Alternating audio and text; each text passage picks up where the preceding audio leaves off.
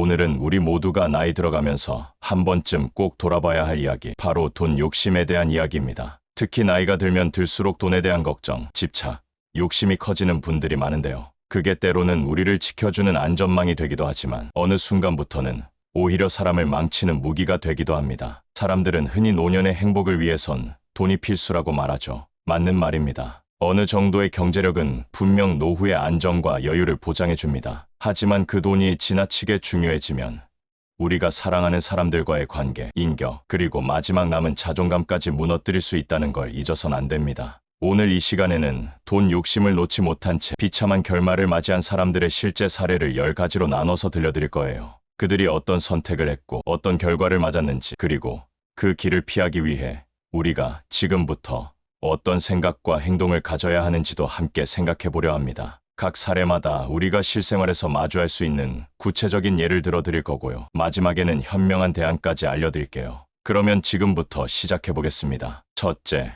자식 등쳐먹다 호적에서 파인 부모. 많은 부모들이 자식을 위해 헌신하고 희생합니다. 그런데 그 마음이 왜곡되면 자식의 이름으로 돈을 벌거나 문제를 해결하려 하게 됩니다. 예를 들어 어떤 아버지는 자식 명의로 대출을 받아 도박 빚을 갚으려 했습니다. 처음엔 자식이 모르게 진행했지만 결국 모든 게 들통났고 자식은 신용불량자가 되었죠. 그 결과 아버지는 아들의 호적에서 파였습니다. 부모 자식 간의 인연마저 끊긴 거죠. 또 다른 사례는 보험 사기입니다. 아버지가 딸 명의로 보험을 몰래 들어놓고 사고를 가장해 보험금을 타냈습니다. 하지만 이 사실이 발각되면서 아버지는 처벌을 받았고 딸은 사회생활에도 큰 타격을 입었죠. 자식과의 관계는 물론이고 자식의 인생까지 망쳐버린 셈입니다. 심지어 유언장을 위조해 재산을 독차지하려 한 사례도 있습니다. 부모가 자식 중 한 명과 짜고 다른 자식들의 몫을 가로채려다 들통났고 가족은 서로를 고소하면서 완전히 파탄났습니다. 이런 일들을 보면 돈 앞에서 인간관계가 얼마나 쉽게 깨질 수 있는지를 알 수 있어요. 자식을 진정으로 위한다면 경제적으로도 정신적으로도 독립적인 관계를 유지해야 합니다. 자식은 돈벌이 수단이 아니고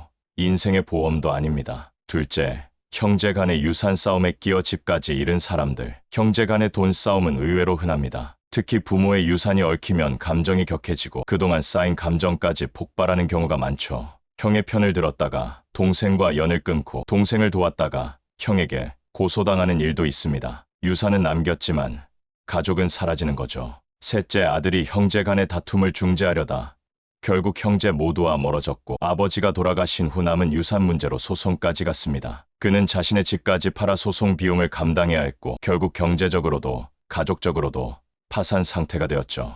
또 다른 사례는 아버지가 평소 막내딸만 편애한 탓에 유산을 몰아주자 형제들이 단체로 유언 무효 소송을 벌인 경우입니다. 막내딸은 결국 재산의 상당 부분을 잃었고 가족 모임에도 참석하지 못하게 되었습니다. 외로운 부자가 된 셈이죠. 이런 갈등을 피하려면 유산을 남기더라도 공정하고 투명하게 살아있을 때부터 자식들과 충분히 소통하고 전문가의 도움을 받아 법적으로 깔끔하게 처리하는 것이 가장 좋습니다. 셋째, 투자에 눈멀어 사기당한 은퇴자들. 은퇴 후 퇴직금이라는 목돈을 손에 쥐면 이 돈을 가지고 뭔가 의미 있게 해보고 싶다는 마음이 생깁니다. 하지만 바로 그 틈을 노리는 사기꾼들이 너무 많죠. 노후자금 불려드립니다. 수익률 보장이라는 말에 혹해서 전 재산을 날린 사례 한두 건이 아닙니다. 실제로 어떤 분은 지인이 소개해준 고수익 코인 투자에 전 재산을 넣었다가 회사가 밤새 도망가버려 빈털터리가 되었습니다. 또 어떤 할머니는 이 땅은 곧 재개발된다는 말에 투자했다가 수년째 방치된 땅만 남았죠. 더 안타까운 건 이런 일들이 반복돼도 주변에 말하지 못하고 혼자 소가리를 하다가 건강까지 무너진다는 겁니다. 돈도 잃고 체면도 잃고 건강도 잃는 삼중고가 닥치는 거예요. 노년기의 자산은 절대 공격적으로 굴려서는 안 됩니다. 수익보다는 보존이 우선입니다. 안 되는 걸 안 한다는 게 오히려 지혜입니다. 투자에 대해 잘 모르겠다면 차라리 하지 않는 것이 최고의 선택일 수도 있어요. 넷째, 친구 따라 강남 갔다가 쪽박 찬 사람들. 친구 말만 믿고 사업에 손댔다가 인생 망친 분들 생각보다 많습니다. 특히 노년에 들어선 사람들은 사회 경험도 있고 판단력도 있다고 생각하지만 오히려 외로움이나 허세 때문에 친구 말을 쉽게 믿게 되는 경우가 있어요. 어떤 분은 친구가 소개한 사업에 3천만 원을 투자했다가 한 달 만에 회사가 사라졌습니다. 친구는 나중에 알고 보니 그 회사에서 수수료를 받고 있었고요. 또 어떤 사람은 친구가 소개해준 공구 상가 분양에 투자했다가 입주도 안 되고 분양 사기도 당했죠. 그런데도 친구는 나도 당했어 라는 말 한마디로 책임을 회피했습니다. 심지어 친구에게 돈을 빌려줬다가 연락 두절된 경우도 허다하죠. 그 친구는 병원비 핑계를 댔지만 나중에 SNS에 올라온 사진은 해외여행을 다녀온 흔적이 가득했답니다. 노년의 인간관계는 신뢰와 정이 중요하지 돈이 끼는 순간 관계가 틀어질 가능성이 커요. 친구가 아니라 은행원이 와서 설명해도 꼼꼼히 따져야 할 노후 자금을 말 몇 마디에 맡긴다는 건 너무 위험한 행동입니다. 친구 따라 강남이 아니라 친구 따라 파산이라는 말이 괜히 나오는 게 아니에요. 다섯째, 재산 물려주고 쫓겨난 노부부. 나이 들면 누구나 생각합니다. 죽기 전에 정리하자. 애들이 편하게 살아야지 하면서 집도 땅도 예금도 자식에게 넘겨주죠. 그런데 그 결과가 어떻게 되는지 아시나요?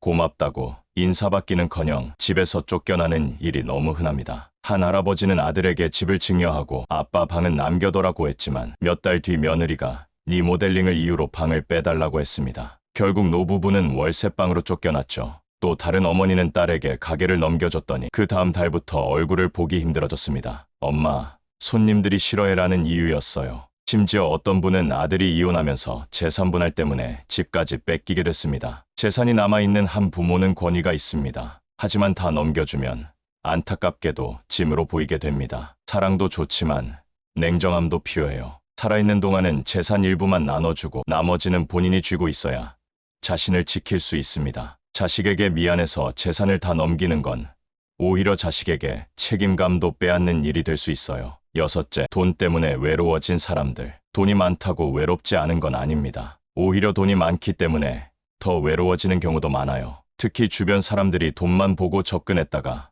원하는 걸 얻고 나면 관계가 끝나는 경우가 많거든요. 처음에는 다정했던 사람들도 돈 얘기를 꺼내면 표정이 달라지죠. 한 할머니는 자식들에게 매달 100만 원씩 지원하다가 갑자기 끊자 자식들과 연락이 끊겼습니다. 또 어떤 분은 친구들에게 매번 밥 사고 술 사고 했는데 몸이 아파져 돈을 못 쓰게 되자 그 친구들조차 발길을 끊었죠. 심지어 혼자 살던 노인이 외로움을 이기지 못하고 극단적인 선택을 한 사건도 있었습니다. 유서엔 이렇게 쓰여 있었다고 해요. 돈은 있는데 사람은 없더라. 노년에는 돈보다 관계가 중요합니다. 돈을 나눠주지 않아도 옆에 남아줄 사람이 있는지를 봐야 해요. 그리고 진짜 관계는 돈이 아니라 마음에서 시작됩니다. 적게 벌고 많이 나누는 사람이 결국엔 가장 부유한 삶을 산다는 것 기억해 두세요. 일곱째, 죽는 날까지 통장 잔고만 세던 노인들. 사람이 나이가 들면 점점 삶의 우선순위가 바뀌어야 합니다. 그런데 어떤 분들은 마지막 순간까지도 통장 잔고와 숫자에만 집착합니다. 하루에도 몇 번씩 통장을 들여다보며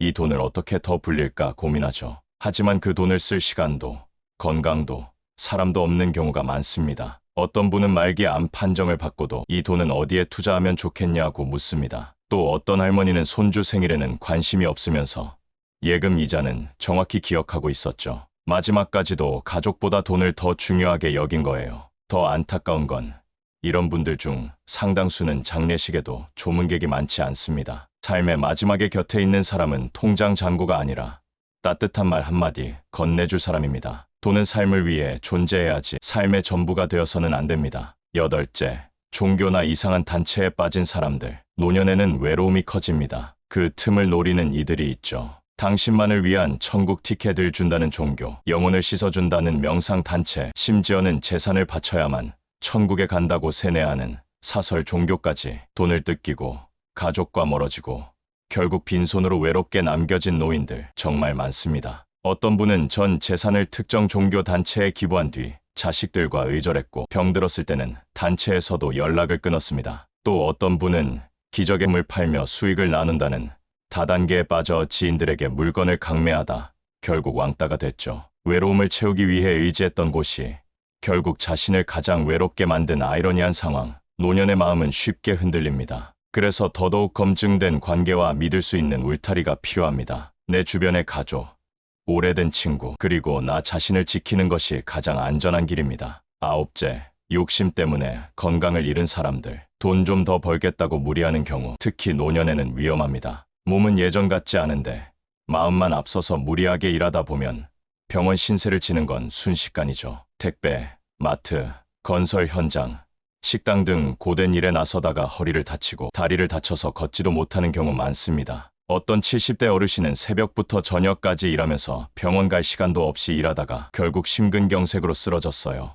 또 다른 분은 야간 알바까지 하다가 눈에 이상이 생겨 실명에 가까운 손상을 입었죠. 노년기의 건강은 돈으로도 살 수 없는 자산입니다. 무리하지 않고 꾸준히 움직이며 여유를 갖고 사는 삶이 오히려 오래 일하고 돈 버는 길이라는 걸 기억하세요. 욕심은 건강을 잠식합니다. 열째, 결국 아무도 기억하지 않는 인생. 사람들은 마지막에 자신이 어떤 모습으로 기억될지를 생각해야 합니다. 돈이 많아도 주변에 사람이 없고 웃는 얼굴이 없고 따뜻한 대화가 없으면 결국은 외롭게 잊히는 존재가 됩니다. 어떤 노인은 수십억대 자산가였지만 장례식엔 조문객이 단 3명뿐이었습니다. 그 중 2명은 택배기사였고 1명은 동네 편의점 사장이었죠. 가족도 친구도 없었습니다. 돈만 남았고 삶의 흔적은 없었어요. 또 어떤 분은 사망하고 한 달 뒤에야 이웃의 신고로 발견되는데 알고 보니 이웃들과도 거의 교류가 없던 분이었죠. 돈이 나를 대신해 기억되지 않습니다. 결국 남는 건 그 사람이 어떻게 살았는지, 어떤 말을 했는지, 어떤 마음으로 대했는지입니다. 사람과의 관계가 곧 인생의 유산이라는 걸 잊지 마세요. 오늘 이야기 끝까지 들어주셔서 고맙습니다. 지금까지 나이 들어 돈 욕심내는 인간들의 처참한 최후라는 주제로 총 10가지 이야기를 전해드렸는데요. 혹시 내 모습이 여기에 겹치는 건 없었는지, 누군가 떠오르진 않았는지 조용히 생각해 보셨으면 좋겠습니다. 돈은 분명 필요합니다. 하지만 그 돈이 내 삶의 주인이 되면 결국 나는 그 돈의 노예가 되는 거예요. 노년은 자유롭고 편안해야 할 시기입니다. 자식에게도, 배우자에게도, 친구에게도 당당하고 따뜻한 존재로 기억되려면 돈보다 마음을 먼저 나눌 줄 알아야 합니다. 현명하게 사는 것, 그것이 진짜 부자고 진짜 어른입니다. 오늘 이 이야기들이 여러분의 삶의 작은 길잡이가 되길 바랍니다. 영상이 도움이 되셨다면 구독과 좋아요, 그리고 알림 설정까지 부탁드립니다.